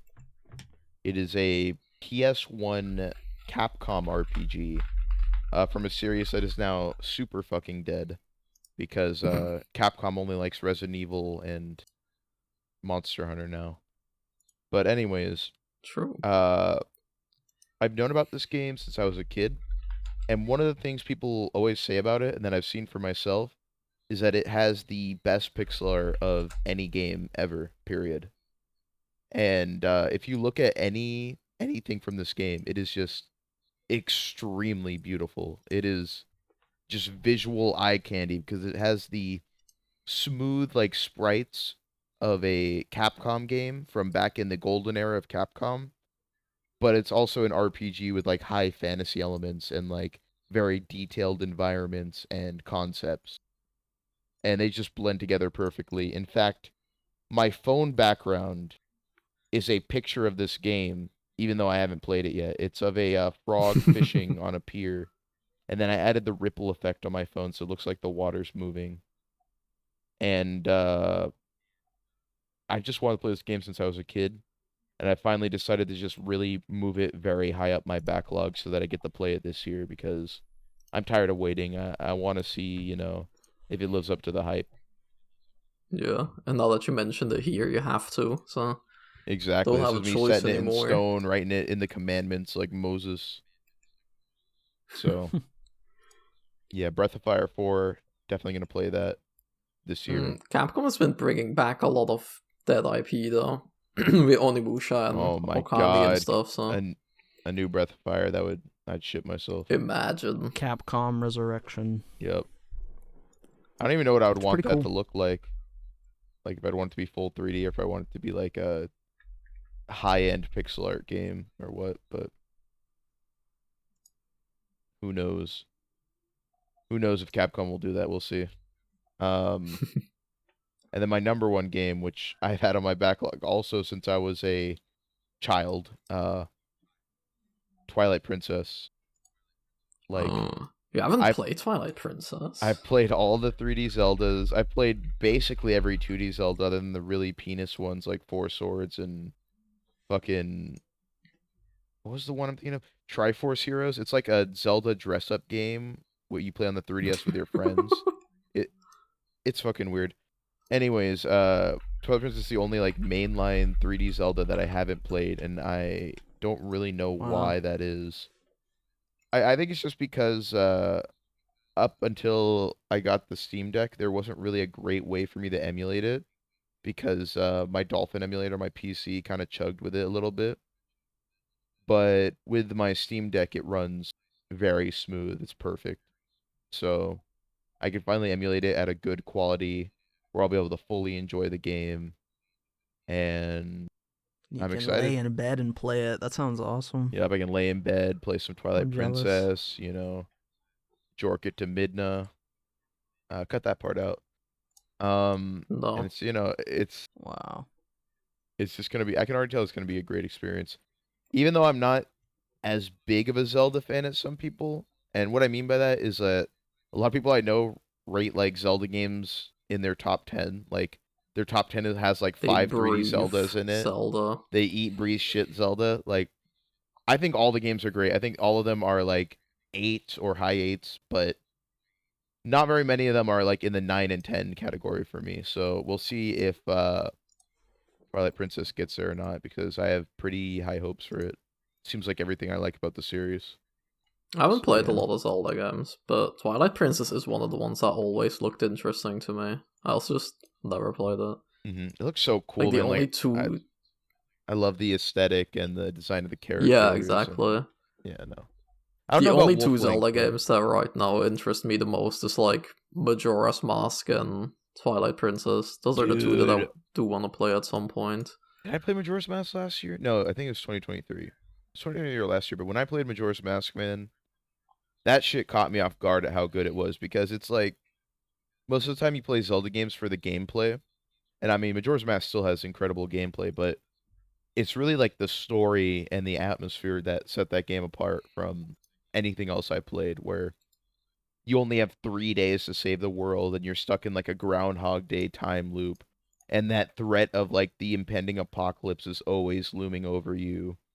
And all the characters are going through like the 5 stages of grief, where you start the game like everyone's in denial that the apocalypse is about to happen, but you slowly get to see like their hope fade and what they decide to do with like the final moments of their life before the end of the world. It's just like That's it's pretty cool. so good. Oh my god. And I was fucking bawling at the ending. I didn't expect how attached I'd be to all these like NPC characters, but the ending is so beautiful. Oh my god. That game completely caught me off guard. It's interesting. Okay. Making me more interested in it. That's good. Because No, I do want to no, play it's- it. I played Ocarina If in you played 2023 Ocarina, as well. definitely make Majora your Yeah. next Zelda game. Like, oh my god, so good. And I didn't play it. I might play it. I didn't play it for the longest time because I thought the time mechanic was dumb. I was like, oh, I'm playing an adventure game. I don't want to be on a timer. But honestly, it's like not a big factor at all. Like, just like beat the dungeon and then reset your time and make sure you have it in mind. And it's just not really that big of a factor at all. I'm assuming that it's one of those mechanics that sounds really daunting, but that once you play the game, you're like, oh, yeah, this is a game. Like, of course, they made it playable and not a fucking nightmare to deal with. No, there's only like 1 or 2 times where I was like stressing out about the time. That's because I decided to cram too many fucking side quests in the one day. I was so into this game that when I was playing it, I had a notebook and I had a schedule of what I was going to do for every in-game day, and then like when I was going to reset it, because I wanted to optimize my time as much as possible. The one complaint I do have about it... Maybe I'll make that my next Zelda game. You definitely should. The one complaint I maybe have about it is that some of the quests you can only do at certain times on certain days, so like you literally just have to wait. So yeah. That was kind of whatever, but if you optimize your time, you don't have to do that very often, so it's fun. Okay. That I guess it's just gonna depend on if drifted from Twilight Princess, but I mean, still Zelda, so still Zelda, close enough, yeah. I guess it's just gonna depend on whether or not they port Twilight Princess or not. If they port Twilight Princess, I'll probably play that first, and if they don't, I'll probably play Majora's Mask first. Mm-hmm. I mean, shit, even if they're gonna port it for like fucking overpriced, but. Mm-hmm. Do you have the Nintendo Switch Online or no? No. Oh, okay. I just have the basic one. It's easier to emulate anyways. Yeah. It'll just depend on what I feel like and what's available at the time, I guess. Mm-hmm. So those are my 3 backlog games I'm looking forward to. Nice. So, now, as the last section thing, are there any new games that we're excited for? Or, like, new anything, kinda? Like, if... Yeah. I know that, Juno, you're not always up to date with the new releases, but maybe there's, like, new season or of a TV show, a new movie or something coming out, so... Just anything. I do have 3 games here. 3 games? Okay, go Unfortunately, I cannot mention Disco Elysium in this segment, as we most likely will never get a sequel with the original crew. I'd be surprised if we ever get anything Disco Elysium again. You managed supposedly to there's a sequel in the works. Yeah, that's true. Anyways, my first game that I'm looking at, these are all games. I wasn't really thinking of TV shows and stuff. The first thing that comes to mind is The Boys. I'm looking forward to that. Whenever that drops. That's not this year though. It's gonna be Gen V season 2 this year, I thought. Oh yeah, I forgot about that shit. Man, there goes your wanting. Well, this is why I can't be excited for anything. So my first game is Avowed. I don't know if you remember that game. It's like a fantasy game. Obsidian Entertainment's working on it. Oh, true. The Xbox RPG. It looks cool. Like, the world is really interesting, and I'm interested in it this time because it's Obsidian Entertainment, Fallout New Vegas. They did it. You know what I'm saying? I get it. But the setting actually looks cool, unlike the fucking, what was it, the Outer Wilds or some shit? Outer Worlds or Wilds. Outer Worlds. Yeah. One of them is really good. Both of them are, I guess, good, but I didn't like one of them. Why are they so close to Nate? I don't know. I can never keep them apart. The Outer Worlds. Not the Outer Wilds. The Outer Wilds or whatever. That game I've heard is good. The Outer Worlds. I tried getting into it, but it was so boring. I couldn't. So I'm hoping Avowed it'll be different because it looks sick. You can cast magic and shit, It's fantasy, so how can you fuck it up? My second game is Skate 4. Apparently we're getting this year? Early access, I think, at least, but we haven't been hearing shit from it, or at least in the mainstream media for a minute. Oh yeah, it does say it. Skate coming 2025. Did you see that developers were getting trolled as soon as they announced that game by people asking for Skate 5? Because it was like a meme with how long people were asking for Skate 4 and it wasn't coming out, and then finally they do announce Skate 4. And people were like, dude, when's Skate 5? Like, okay, I'm so excited. Skate 4 is finally dropped. It's finally happening. Skate 3 is so good, Yeah, that was always my brother's favorite nervous. Skating game. Looked cool. I'm kind of nervous about this because they said they're doing like free to play and stuff, and it's gonna be like it's also service. Not called Skate 4, it's just called Skate. It's just called Skate. Yeah. The idea is it's gonna be like live service. So they're gonna update it. Does that mean we should be asking for Skate 2? Yes. Oh man. So, I'm a bit skeptical, but I'm looking forward to it because I love Skate 3, and I just want to skate. Apparently, you can sign up for the playtest already. So. I should do that after this. And then my third video game is Marathon, developed by Bungie. I don't know if that's it might be coming out this year, or early access this year. Maybe. I don't know that much about that. I just remember that they showed it in the same state of play that they showed Concord. That's like all I know about it. Yeah, they showed it off, and then we haven't heard shit from it since then. But it, let's see. Marathon is an upcoming 2025 multiplayer-only tactical shooter. Oh yeah, baby. Yup. Normally, so it's an extraction shooter. It's a PvP extraction shooter, which, if you don't know, those are games where you and, your boys, you go into this zone to collect loot, and you'll run into other groups of players, and you can kill each other. You can kill each other to steal the loot. And then once you get all the loot, you have to get to the extraction point and escape with all of the loot successfully, or you don't get shit. So it's kind of like The Division. If anyone knows what that is. Oh man, yeah, that game's old, but yeah, it's like that. Or Dark and Darker. Yeah, I mean Lethal Company doesn't have shooting. Oh, okay. And it's not PvP, but it's like similar aspect where you have to go in and get shit and then safely get out. That actually But yeah, sounds Dark and cool. Darker's. It's cool, but the problem is those games have like the sweatiest, meanest people like ever. True, but it does Like sound. Tarkov. Oh, is That's that also another one of those extraction games? shooter. Yeah, I feel like those.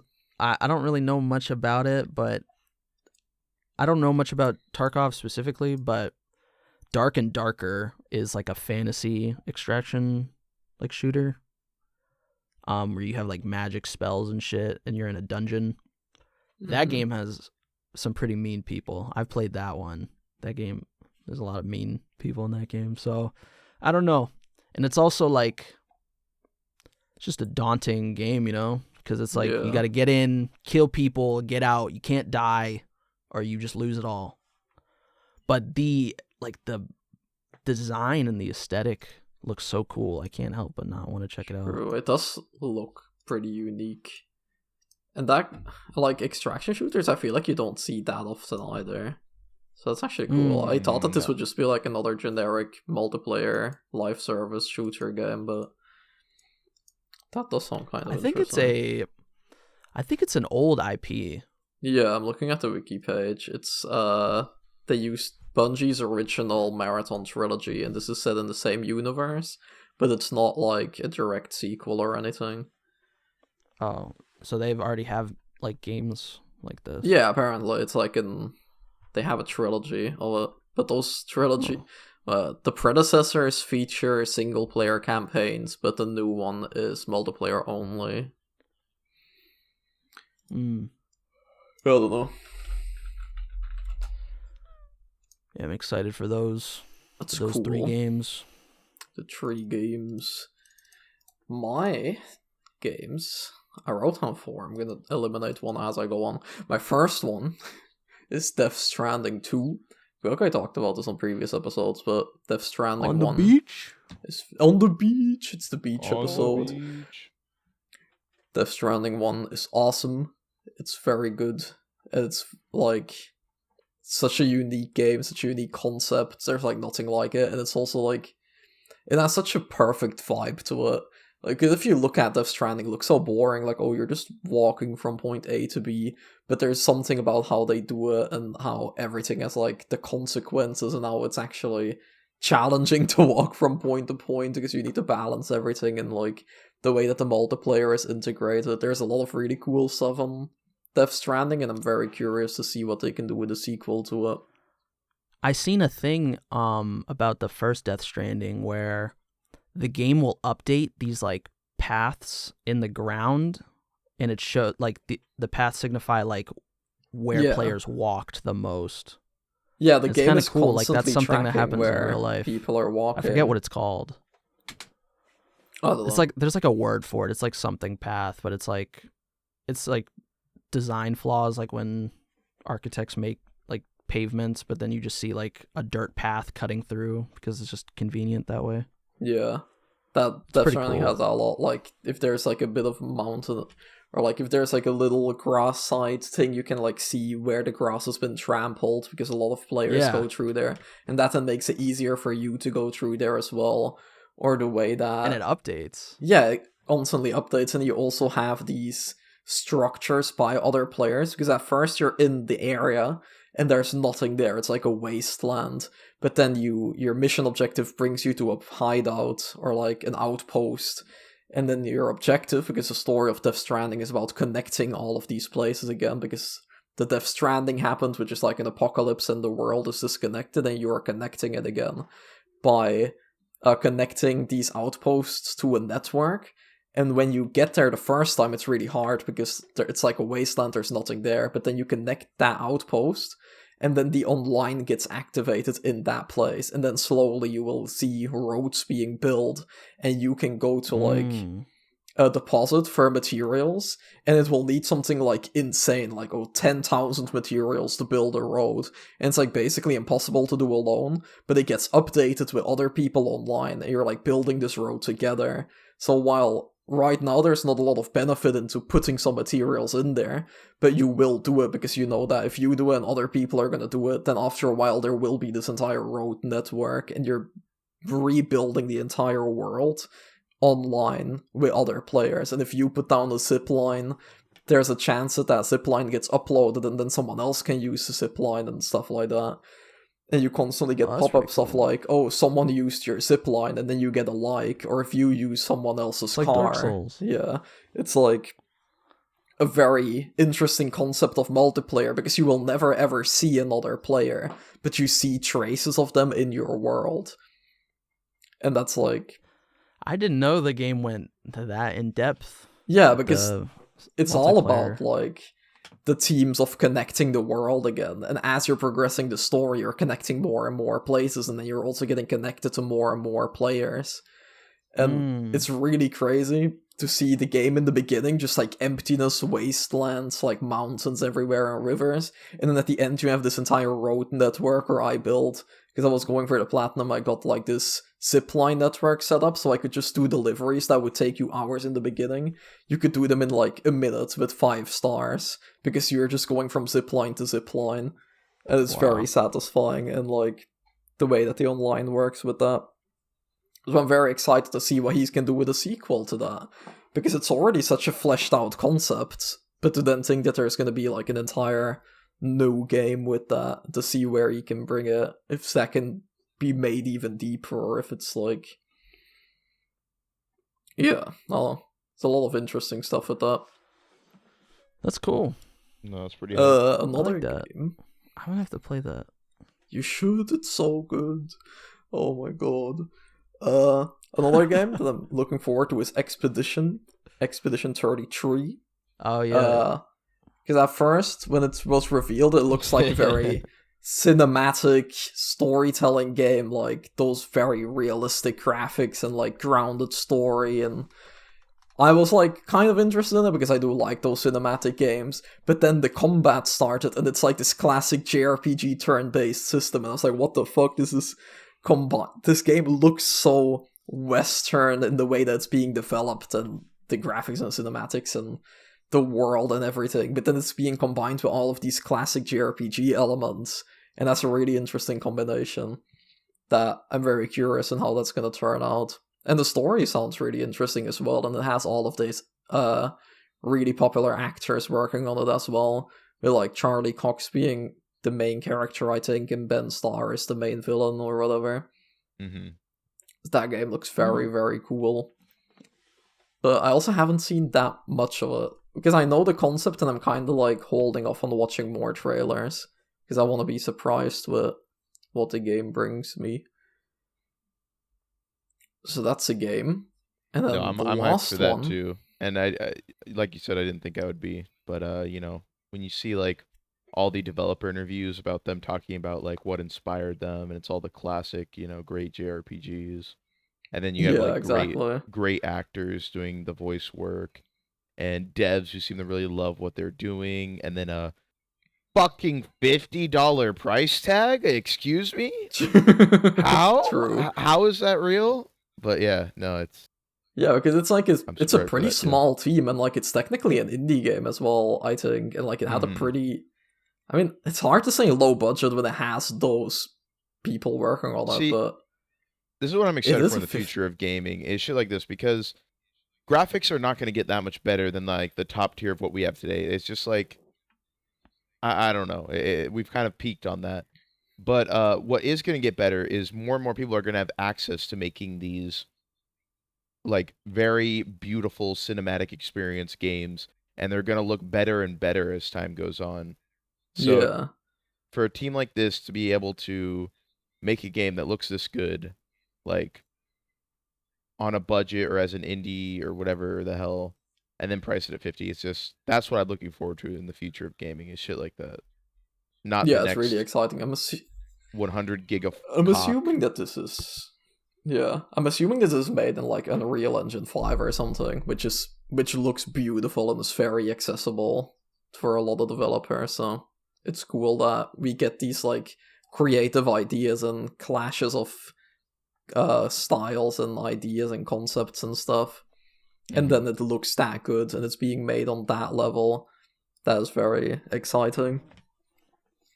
Exactly. And the last game that I had is 100 line Last Defense Academy. Why am I not That is... surprised?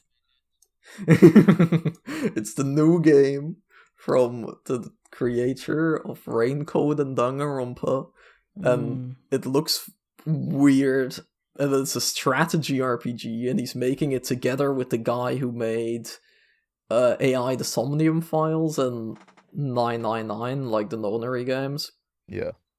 But it's another game that I don't really know that much about, but every time I see it, it just looks like, oh, this looks so fun and weird, and it's like all of the Danganronpa tropes are back. Yeah. And that's just something that I enjoy. Like, it's not... it's probably not going to be like, well, 10 out of 10, but it's going to be a very unique and strange experience, and that's kind of what I'm looking for in his games. Yeah, it felt like Raincoat, that's the name. It felt like Raincoat kind of went away from Danganronpa a bit and tried to do its own thing, even though obviously there's still elements of Danganronpa there. But then 100 Line just seems like, oh, we're back at it, but it's a strategy RPG now. Like, it felt very Danganronpa. This is also like 16 students are trapped in a school, and there's despair, and they're killing each other, and I'm kind of excited for that. Like, I don't know that much about it, but it's probably going to be just a really weird game that is going to have some crazy twists in it, and that's just what I'm there for. So, it looks fun. I hope the gameplay is good, though, because the gameplay, I only saw snippets of it, and it looks very weird, but it'll probably be fine. But yeah, that was it. That was my 3 games. I didn't know we were limiting ourselves to 3 for this one. I thought it was just stuff we're looking I mean, I wrote down 2025. 4, but Juno did 3, so... Okay, well, I'm gonna do 7. My 4th one was Ghost of Yotei, but I don't have much to say about that, so... honorable mention, I guess. Oh, I don't know, I guess I misread it. I mean, top 3s make sense, we did it for the backlog, so... No, I'm not doing that, I'm doing top 7. Okay, so I have 7 games I put down here. I'm not gonna talk a ton about, like, any of them, but first I want to mention are Suikoden Collection and Lunar Collection. You know, I love when game studios do this. When they pour older games with like a bunch of quality of life and like HD graphics and stuff. And Suikoden and Lunar are 2 pretty obscure RPG series that a lot of people rave about and say are fucking immaculate, you know. So it's cool that we're getting those on modern consoles with like better quality of life. Especially Suikoden 2, because I've heard a lot of people say that's like one of the greatest JRPGs of all time. It's back when fucking Konami made RPGs, which is crazy. So we'll see if that one lives up to the hype. My most hyped game right now is without doubt Trails Through Daybreak 2. I think Trails is the best story in all of gaming, without a doubt. And this is, you know, the next chapter of that story for us filthy Westerners, because, you know, the Japanese are like fucking 2 games ahead of us. And I've heard mixed things from the fan base on this one, but I always hear mixed things from the fan base because they can't make up their fucking mind on what they like. So I'm not too worried about it. I'll probably like it just as much, if not more, than the first Daybreak game. And the combat in these games, it's like what Metaphor did with the hybrid combat, but like on crack, where the hybrid combat is way more in depth. And so you can play the game as an action RPG, and then you switch it to turn-based, and there's a really good like mix between the two there, where you're encouraged to use both a lot. That's cool. Pirate Yakuza. I don't know if I'll like the gameplay for this one. You know, it's like ship battles, and then like it's an action game too, like a beat 'em up like other older Yakuza games. So we'll see how the gameplay loop is. I'm not completely sold on that part, but I do notice that it's continuing the story from Infinite Wealth. It's 6 months after. And also, the last spin-off type game like this they did was... Oh, Gaiden, wasn't it? Manu erased his name. And that game was like, had a really good storyline that was really important to the series. So I'm thinking this will be a lot like that. And, I'm not going to spoil you guys Infinite Wealth, but let's just say 6 months was a pretty important deadline at the end of Infinite Wealth. So I'm curious to see like if that resolves in this game. Having I'm being watched some vague. of the trailers, I feel like I know what you're referencing, but So the fact that they mentioned 6 months specifically feels important. So we'll yeah. see how it is. We'll see how it is. And then To it's me, that Majima concept just sounds focused. so So weird. Like, we finally have the Majima game, and then it's just like, oh, he lost all of his memories, and now he's a pirate. Like, yeah, what do you it's mean? extremely random. I don't know why he's a pirate. Like that's not even. Because it's fucking cool. Yeah, I guess that's it. Someone just like thought it was cool and they ran with it. I mean, fair enough. It looks, dude, it looks better than fucking Skull and Bones, and it has like I a mean, that's not a spaghetti high budget. bar, but yeah. Yeah, it looks better than a supposedly quadruple A game. So, that's pretty cool. Yeah, Okay, 3 more games. Everhood 2. Everhood's my favorite indie game of all true. time. Everhood 2's dropping at the beginning of March.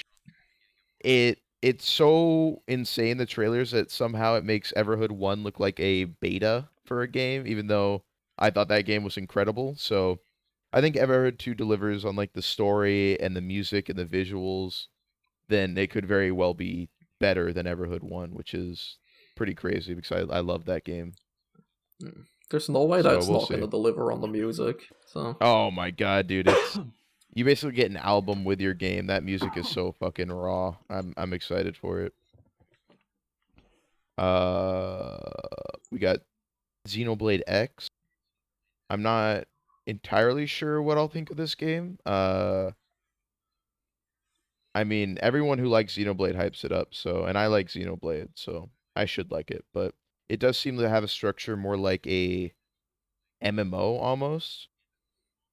And it's yeah. also, yeah, so we'll see how that feels. The robots look very cool, the scales you get. But the main issue I keep hearing with that is that you don't get them till like 30 or 40 hours into the game, which sounds Oh, kind of, actually. yes. So that's Oh kind of a god. bummer. But That's like the main thing that's selling me on the game. Like when I'm watching the trailers, exactly, like I don't yeah. really know anything about the story, and like the world looks kind of cool, but then seeing a clip of just like flying over that world in the mech is like, yo, that's kind of sick though. Like I'm not even that into mechs, but my Mhm. biggest, or like one of my issues with Xenoblade 1 was that this world is so massive, but you're just like slowly walking through it. There are no vehicles or anything. Yep. And then this game is just like, oh, here's a mech. You can drive through it. You can fly over it. That looks really cool. Exactly. No, that's what really Mhm. sells me on the game too.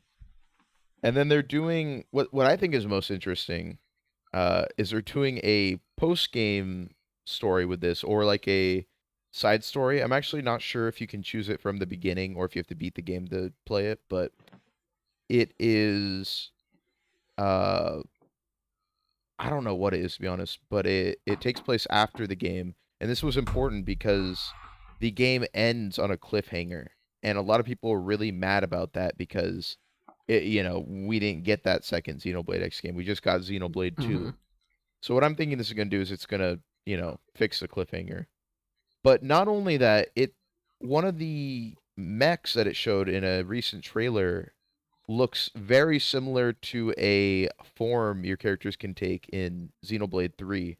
So I'm thinking this is not only going to be, tying up the cliffhanger at the end of X, but this is going to be connecting X to all the other games and maybe even teasing what's coming next for the series. So that's Yeah. pretty hype. We'll see how that turns out. But yeah, that's pretty much all my thoughts on Xenoblade X. And the last game I want to kind of mention very quickly is that the new Atelier has been catching my eye. I think they really have upped the production value. The combat looks really cool. It's like a mix of real time and turn based, but instead of being a hybrid where you like switch between the two, they're both kind of happening at the same time.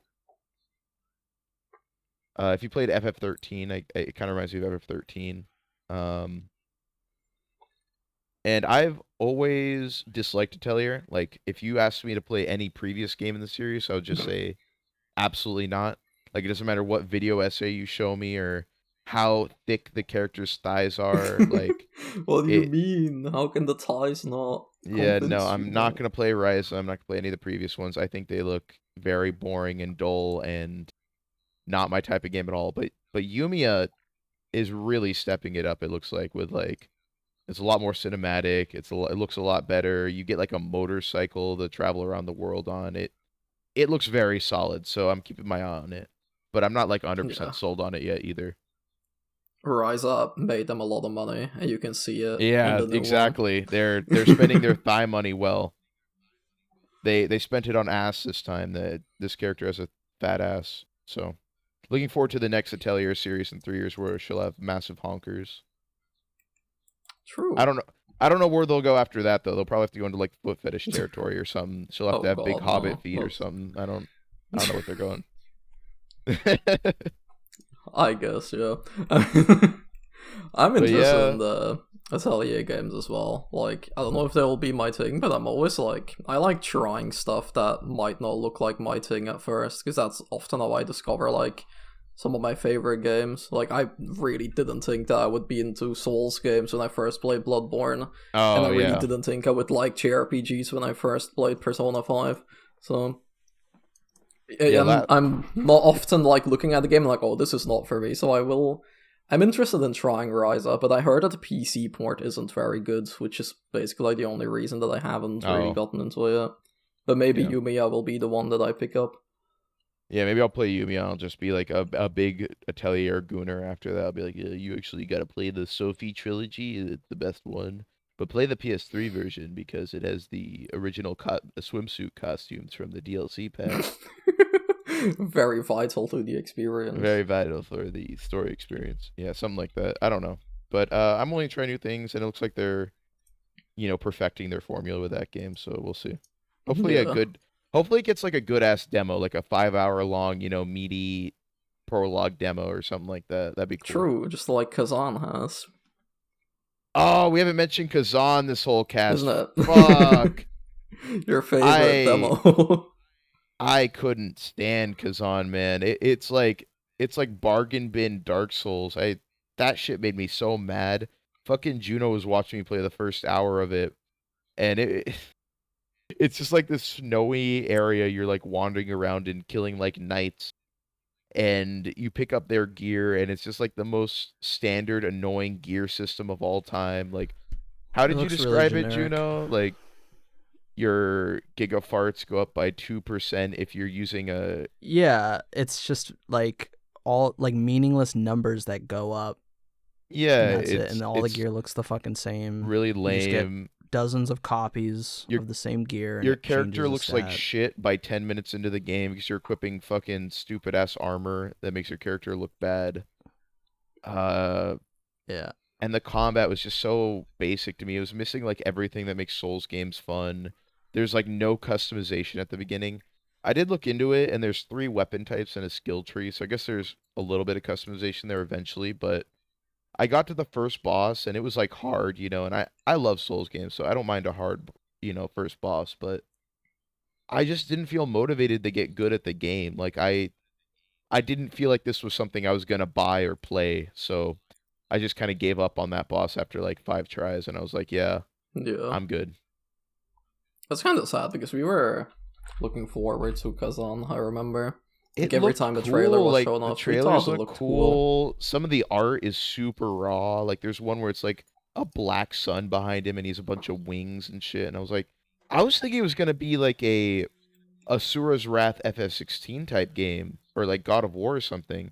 I was actually really surprised to see that it was just a straight up Souls like 1-to-1, like same Yeah. formula and everything.